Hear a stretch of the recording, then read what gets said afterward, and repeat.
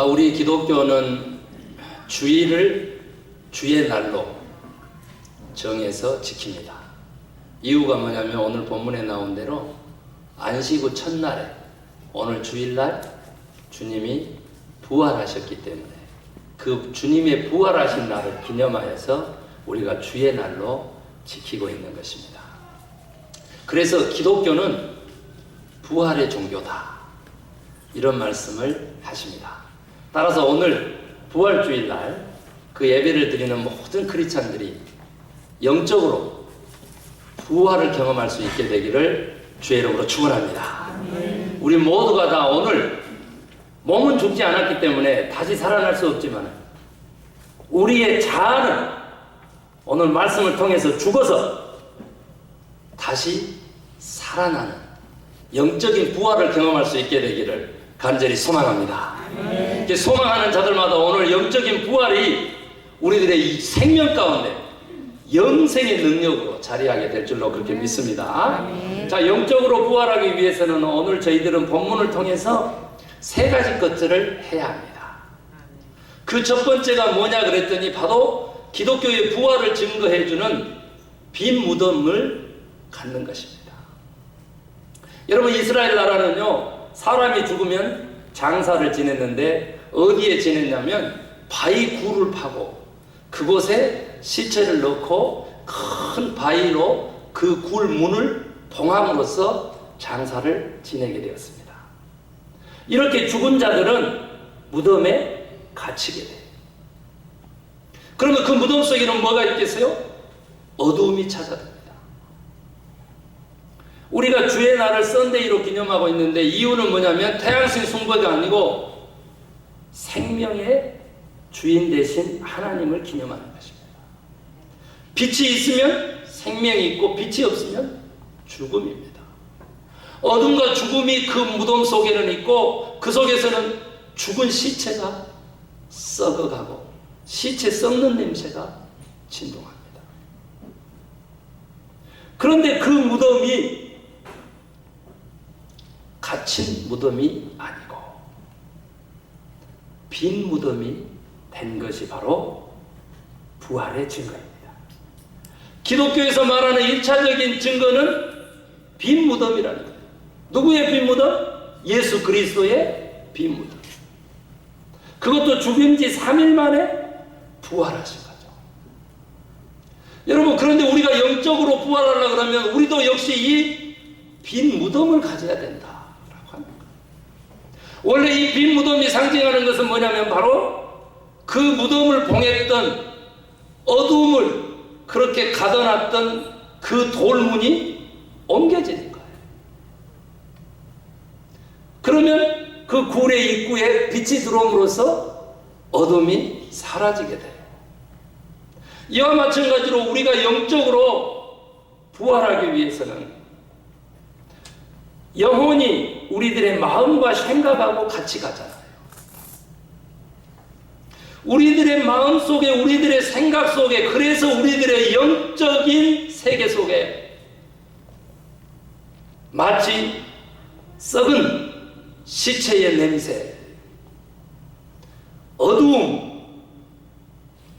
그리고 돌문으로 봉해간 것 같은 매인바되고 갇힌바된 생각과 마음과 영혼이 얼마나 많은지 모릅니다. 여러분, 우리는 부활절마다요, 삶은 계란에다가 장식을 해서 나눠드립니다.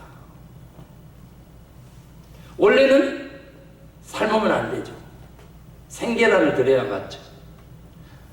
어미닭이요, 계란을 품고 21일이 있으면 병아리가 부화합니다.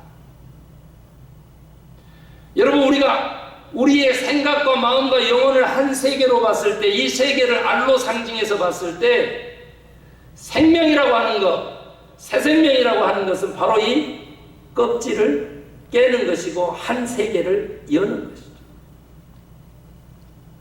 무덤의 돌문을 열어놓고 빈 무덤으로서의 자아를 발견해야 되죠.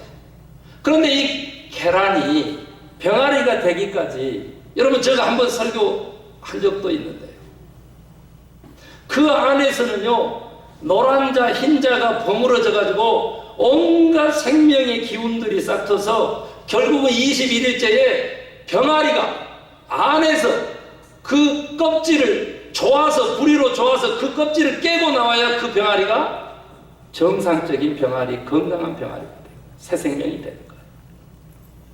그리고는 그 안에 갇혀있던 생명이 전혀 새로운 온갖 하나님이 만드신 자연을 다 누리면서 살게 되죠. 그런데 21일이 됐는데도 깨어나지 않는 겁니다.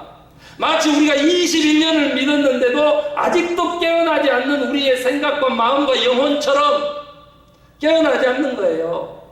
그러니까 이제 어미닭이 조바심이 나가지고 이놈이 왜 그래 하고는 이리 굴러 저리 굴러다가 안 되니까 콕 조수는 거죠.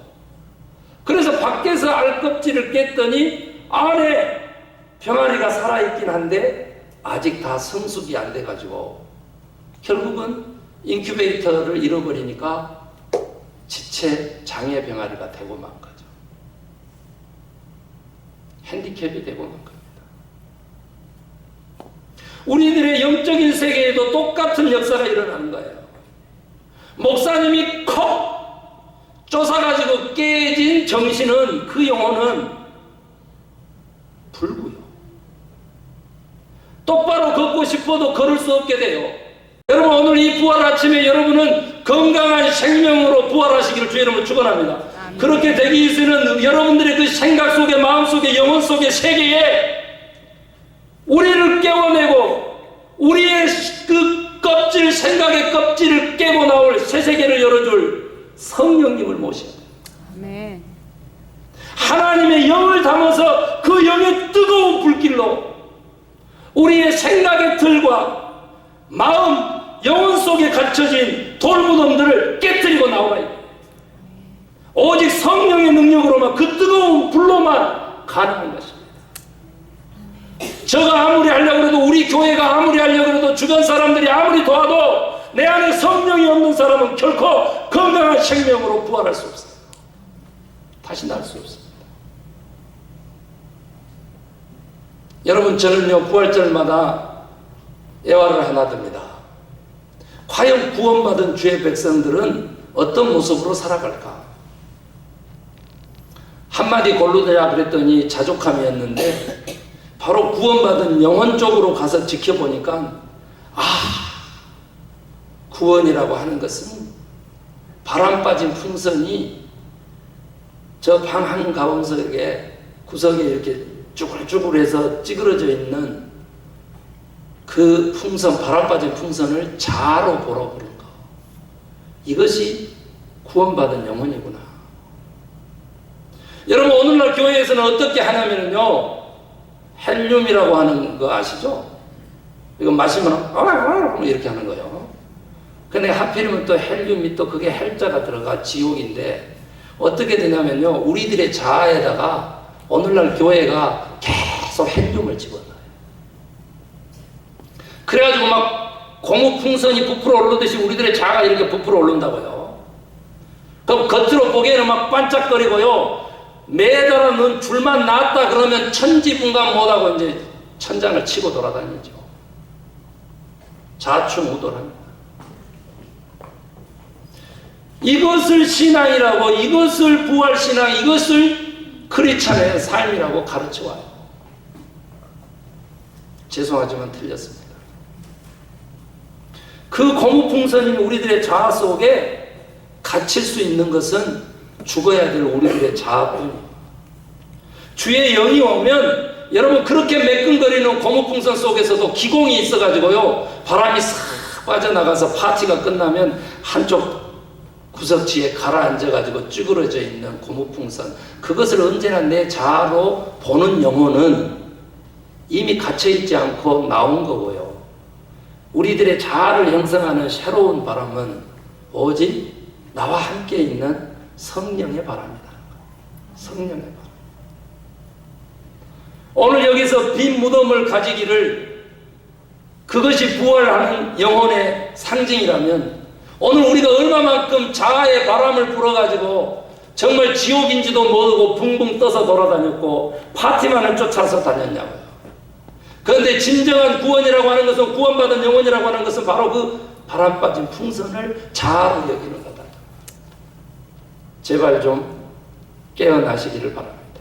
아멘. 돌무덤과 같은 내 생각의 틀을 깨뜨리시기를 주의 이름으로 축원합니다. 아멘. 이 사고의 틀이 깨지지 않고는 부활하셔가지고 전혀 신령한 몸으로 거듭나신 주님을 만날 수가 없어요.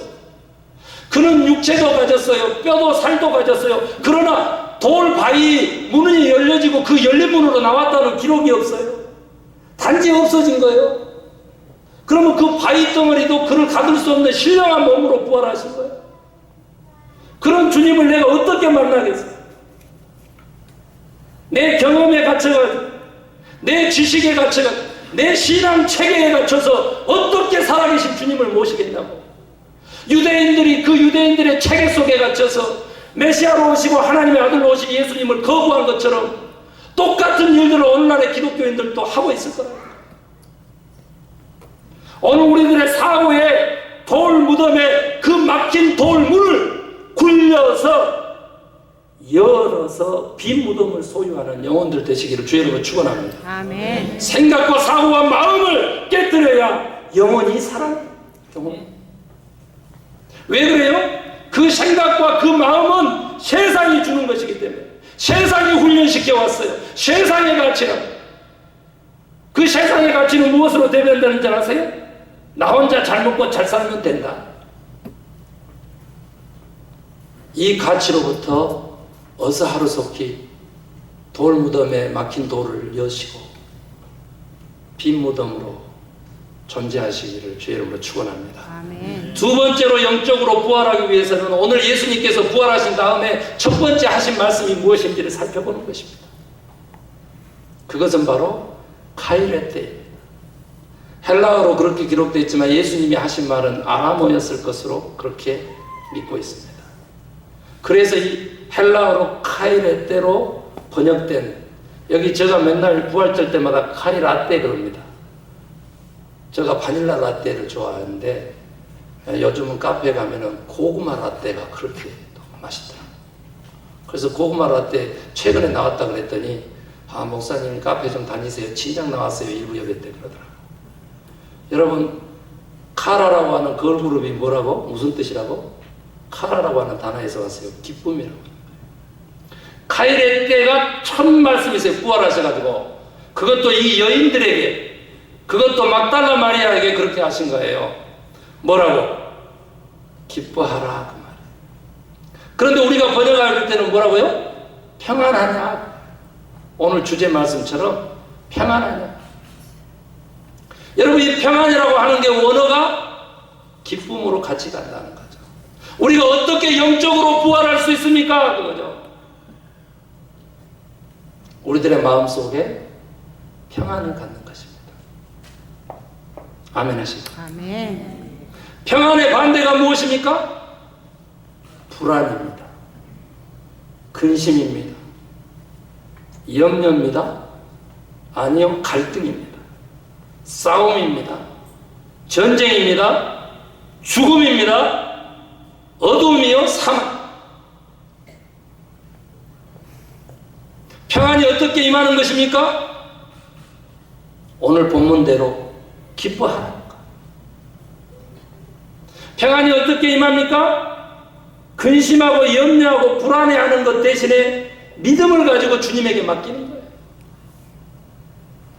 내 마음속에 평안을 이루지 못하면 금세 내 마음의 범민들이 다른 사람에게 독버섯처럼 번집니다.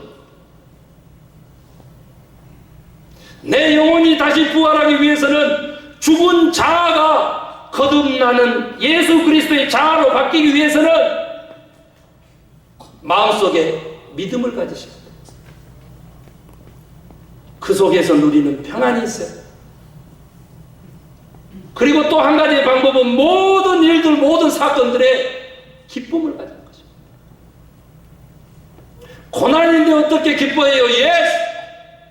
고난 뒤에 숨긴 주님의 계획하심이 있기 때문에 그 계획을 바라고, 고난 속에 감춰진 예수님의 그 소망이 있고 꿈이 있기 때문에 그 주님의 소망과 꿈을 바라보고 고난도 기뻐하는 자에게 결코 고난은 승리할 수 없고 오직 오늘 사망과 죽음이 승리할 수 없고 부활이 상징하는 것은 의와 생명이 이기듯이 모든 사건들 속에서 내가 항상 기뻐하라고 하는 주님의 뜻을 붙잡으면 우리는 평안을 누릴 수 있게 되는 것입니다. 오늘날 처처의 전쟁이 일어납니다. 아니 우리들의 삶의 현장이 전쟁터라 그러는데 이유가 뭐냐면 경쟁사회로 그렇게 몰아간 지 오래기 때문에. 그러나 주님은 부활하셔가지고 사랑하는 여인들에게 평안하냐,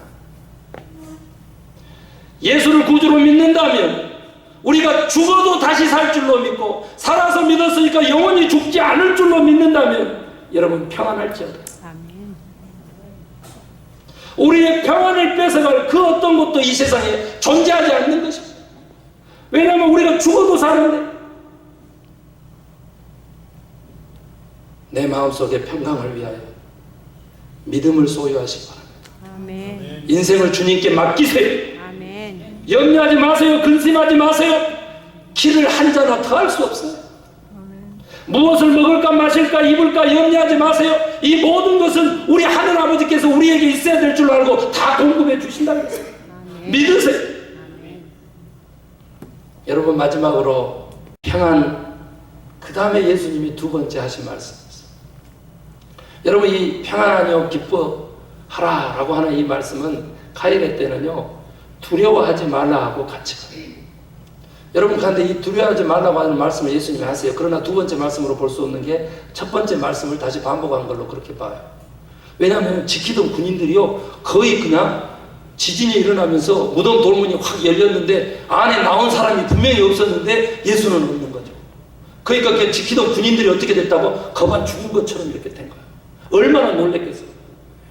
이제 자기들 그 지키는 그 사명을 못했으니까 목숨 내놔야 되겠죠. 그런데 예수님 모셔가지고 말씀하시기를 두려워하지 말라 그래요. 먼저 천사를 통해서 그러는데 그 사람들은 죽든지 말든지 군인들은 놔두고 그 여인들에게 천사가 얘기하기를 너희는 두려워하지 말라. 이게 은혜예요.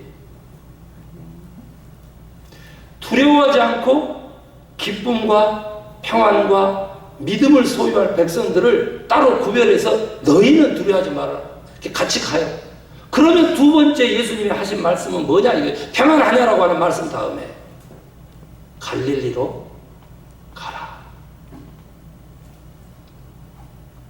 여러분 제가 질문하겠습니다. 예수님이 돌아가셔서 슬픈 자들에게 부활하신 주님은 기뻐하라 그랬을 거예요. 예수님 십자가에 달려 돌아가신 것을 슬퍼하지 않는 자들에게는 기뻐하라고 하는 말이 와닿지가 않을 거예요. 평안하라고 하는 말이 와닿지 않아요. 믿음을 가져라라고 하는 말이 와닿지 않아요.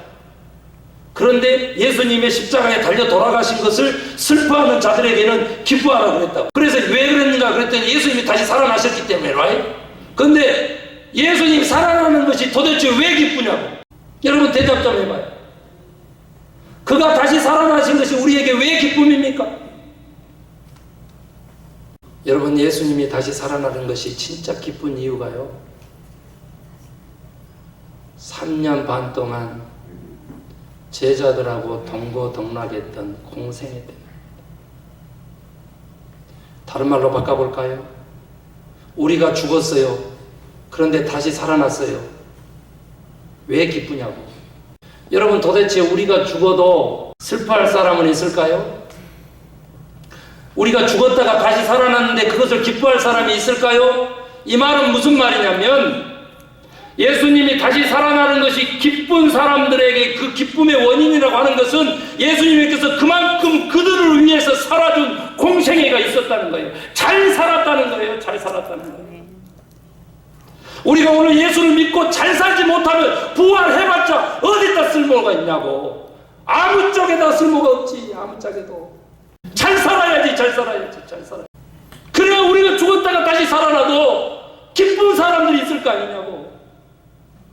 오늘 이 부활절 아침에요 주님이 주시는 영혼으로 부활하라, 영적으로 부활하라고 하는 마지막 메시지는 뭐냐 그러면 우리에게는 공생애가 남아있는 거예요. 공생애가. 예수가 가졌던 그 공생애가 우리에게 공생애가 남아있는 거예요. 다른 사람을 위해서 살아야 된다는 거예요. 다른 사람을 위해서. 내 영혼을 살리기 위해서 예수가 공생애를 살았듯이 나도 이제는 다른 영혼을 살리기 위해서 예수가 되어서 공생애를 살아야 된다는 거예요. 공생애는 내두고 내가 공적인 개념이라도 있냐 이 말이에요. 저는 이번 부활을 맞이하면서 우리 교회가 가지고 있는 교회사적으로 인류사적으로 위대한 위치를 제가 몇 번 강조한 적이 있습니다. 여러분, 교회가 지금 현재 계속 나락이거든요. 그러나 다시 제2의 부흥을 불러올 교회로 탈바꿈할 수 있는 것은 우리 교회가 표방하는 어머니 교회론, 중형교회론인데 그 정신은 바로 공동체성이라는 거예요. 코리안 아메리칸의 아이덴티티 정체성이 뭐냐? 공동체성이라는 거예요. 커뮤니티리즘이라는 거예요. 가족이 무너지고 핵가족화가 되면서 혼자 사는 사람들이 50%가 넘었으면서 경제적으로도 그렇고 인간 사회적으로도 그렇고 거의 동물적인 수준으로 탈바꿈하는 것입니다. 우리 삼형제가 살았을 때는요 3,000불이면 살았는데 삼형제가 함께 안 살고 이제 나눠서 살다 보니까 한 달에 7,500이 필요합니다. 이 무너진 경제가 가정이 다시 회복되지 않고는요 살아날 길이 없어요. 내가 조금 더 편하려고 우리는 핵가족화 자꾸 그렇게 되는데요. 그것 자체가 우리들의 삶을 힘들게 하고 우리들의 미래에 물려줄 자손들에게 줄 자원이 없어져요. 알기나 하세요? 인류사적으로 우리 교회의 위치라고 하는 것은 바로 대한민국에서 인류를 살릴 정신이 나온다 그랬다고. 정신이. 사상이 나온다 그랬어요. 미래학자들이. 그 정신과 그 사상이 뭐냐 그랬더니 더불어 사는 민족으로, 공동체성으로, 국가에서는 중으로 나타나고 가정에서는 효로 나타나고 동네에서는 두레라든지 개로 나타나고 이런 우리의 전통적인 그 정신이 다시 인류사자의 햇불이 되어서 빛이 되어서 다시 비춰주는 그날로 가야 되는데 교회가 이 모든 것을 다 잃어버린 거예요. 개인 구원을 부추깁니다. 그러나 그것은 당연히 이기주의로 가고 만몬으로 가는 겁니다. 이것은 당연히 뉴에이지로 가는 거예요. 그래서 내가 신이 되고 내가 좋아하는 것들이 신이 되는 이 영적인 싸움의 자리에 우리가 있는 거예요. 교회인 주님의 몸을 통하지 않고 이 공동체를 통하지 않고 우리의 인격이 바르게 될 리가 없어요. 이 교회를 통하지 않고 구원받을 길이 없는 것이 성경의 가르침입니다. 왜냐하면 우리가 오늘 부활도 개인 부활은 성경에 존재하지 않습니다. 구약에서부터 이르는 모든 부활 사상이 다 단체 부활이에요. 우리 하나님도요 한 분 하나님이시지만 삼위일체 하나님, 우리가 우리의 모양대로 우리가 사람을 만들어요.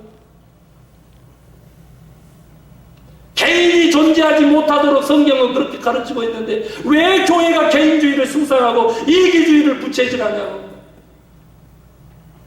내 한 사람 잘 먹고 잘 사는 것이 오늘 우리가 영적으로 다시 살아나는 것이 아니라 다른 사람들을 위해서 내가 오늘 공생애를 살아보려고 결단하고 말이죠. 그 사람들을 위해서 내가 시간을 바치고 물질을 바치고 헌신할 때 내가 참되게 살아가는 첫걸음입니다.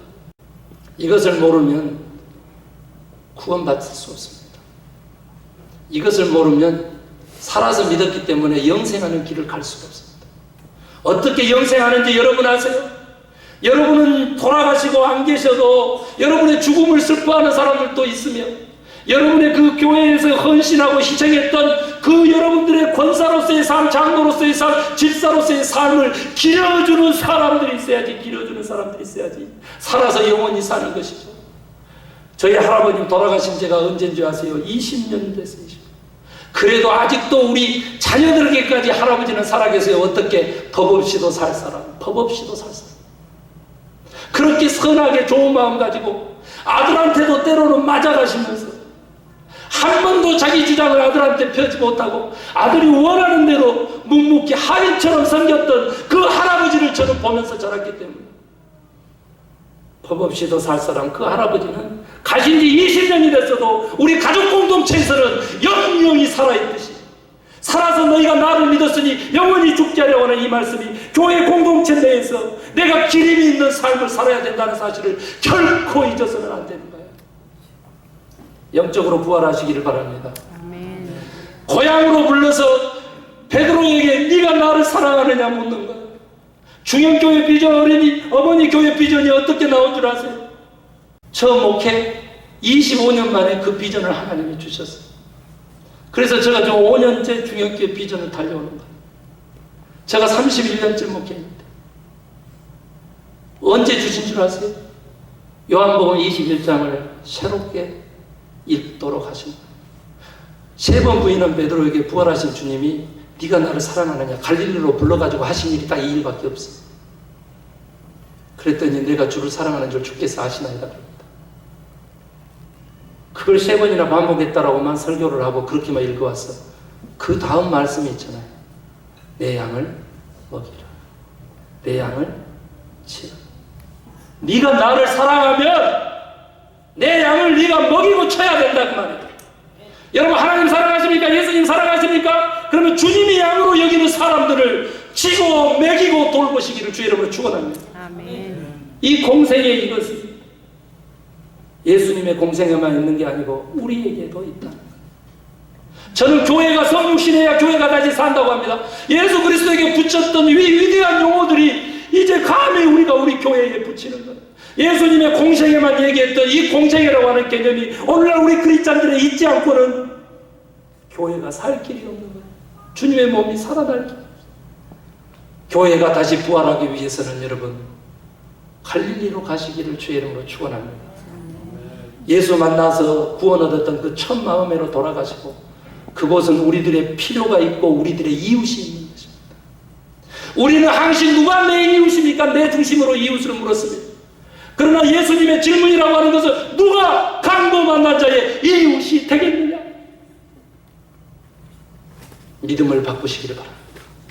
그래야 영원히 살아나는 것입니다. 오늘 주님이 세 가지 해라. 첫 번째 뭐냐 그랬더니 생각과 마음과 영혼의 돌무덤을 깨뜨려라. 귀차니즘 있죠? 제가 뭐 좀 하라 그러면 귀찮게 생각하는 귀차니즘 우리 젊은이들 그것도 오늘 그냥 박살 내시기를 바랍니다. 행하라 그러면 행해보세요. 그 속에 희한한 에너지가 있어요. 희한한 성취가 있어요. 왜 그래요? 신명기에서부터 주님이 축복의 말씀을 주실 때마다 네가 행하는 손길에 내가 축복하겠다. 네가 행하는 범사에 내가 축복하겠다 그러지 내가 너를 축복하리라. 끝. 사랑하는 성도 여러분, 두 번째 하라고 한 게 뭐예요? 내 마음속에 평안을 유지하는 것입니다. 여러분 다음 주에 교회 안 나와도 목사가 괴롭지 않으면 내 심장 판막증이 나을 것 같고 그것 때문에 주어지는 밤잠을 설치는 통증이 없어질 것 같아요. 맞습니까? 다음 주에 여러분 안 나와도 내가 평안할 수 있게 되기를 기도할 것입니까? 사랑하는 성도 여러분, 세 번째 남을 위해서 사세요. 우리에게는 사명이 있습니다. 갈릴리로 가자 하면서 다시 베드로를 회복시킨 그 주님이 오늘 우리에게 네 남은 사명을 다하여라. 나 말고 다른 사람을 사랑해봐라. 그러면 그것이 나를 사랑한 것이지. 그거 아니? 다른 사람 살리는 일에 네가 좀 관심 좀 가져줘. 부활하신 주님이 부탁하시는 겁니다. 아멘. 그러면 우리들의 삶에 카이레테 기뻐하라 라고 하는 주의 음성이 들릴 것입니다. 아멘. 주님은 부활하셔서 제자들에게 나타날 때마다 평안하뇨 평안하뇨 평안하뇨 그래서 다른 말로 바꾸면 기뻐하라 내니 무서워 말하라 기뻐하라 내니 무서워 말하라 기뻐하라 내니 무서워하라. 사랑하는 성도 여러분, 오늘 영적으로 우리가 부활한 줄로 믿습니다. 아멘. 갈릴리로 가시고 그곳으로 가기 위해서 내 마음의 평강을 유지하시고 내 영혼입니다.